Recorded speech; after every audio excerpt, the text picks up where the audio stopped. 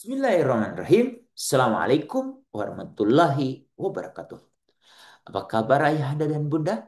Alhamdulillah, kita masih diberi kesempatan oleh Allah untuk berbagi informasi. Tahukah kita bahwa anak tidak hanya menjadi korban, tetapi juga saksi dari tindak pidana? Bisa terjadi di rumah, di sekolah, di tempat ibadah, hingga lingkungan digital yang tidak kita awasi dengan cukup saksama. Keduanya, anak korban dan anak saksi memerlukan perlindungan yang adil, menyeluruh, dan bermartabat. Peraturan Presiden nomor 75 tahun 2020 hadir sebagai jaminan konstitusional bahwa negara tidak membiarkan anak sendirian menghadapi sistem hukum. Negara wajib hadir melalui pemulihan medis, pendampingan hukum, dan rehabilitasi sosial. Apa saja hak anak, korban, dan saksi yang diatur dalam peraturan presiden ini? Peraturan presiden ini menjamin antara lain rehabilitasi medis dan sosial agar anak pulih secara fisik dan mental. Kedua, jaminan keselamatan dari ancaman, tekanan, dan balas dendam. Ketiga, pendampingan hukum, psikososial, dan psikologis selama seluruh proses hukum. Keempat, akses terhadap informasi kasus dan keputusan hukum yang mempengaruhi mereka. Dan yang kelima, hak atas restitusi dan kompensasi dari perilaku atau negara.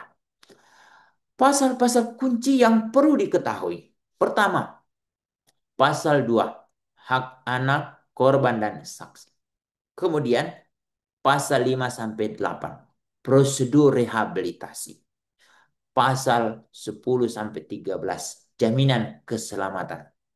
Keempat, pasal 14 sampai 15 terkait dengan akses terhadap informasi dan keadilan. Mengapa ini penting bagi ayah dan bunda? Karena banyak anak mengalami trauma berlapis. Pertama, karena mereka menjadi korban. Kedua, karena proses hukum yang tak ramah anak. Bahkan saksi pun seringkali tidak diperlakukan secara layak. Mereka diinterogasi berulang, dihadapkan pada pelaku, atau bahkan tidak diberi informasi atas kasus yang mereka saksikan.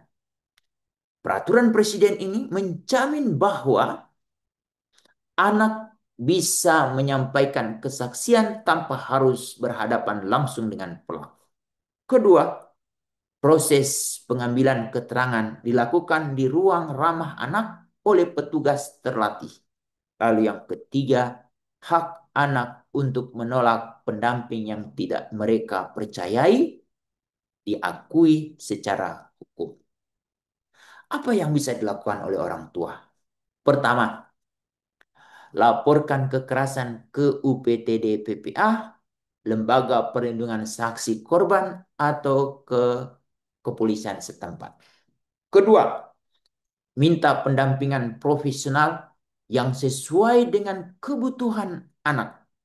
Ketiga, pastikan anak tidak menjadi proses hukum sendirian atau tanpa pemahaman. Keempat, bantu anak memahami proses hukum dengan bahasa yang mereka pahami. Keenam atau kelima, jalin koordinasi dengan sekolah dan RT RW agar tidak dikucilkan. Yang terakhir, dorong komunitas untuk menghapus stigma terhadap anak korban dan saksi. Saya Hamid 45 mengajak ayah dan bunda menjadikan Peraturan Presiden Nomor 75 Tahun 2020 sebagai acuan moral dan hukum. Mari kita tidak hanya membela anak kita, tapi juga anak-anak di sekitar kita yang seringkali tak bersuara. Anak korban berhak disembuhkan. Anak saksi berhak dihormati. Dan kita, orang dewasa, wajib memastikan mereka tumbuh tanpa trauma dan tanpa takut. Demikian, Assalamualaikum warahmatullahi wabarakatuh.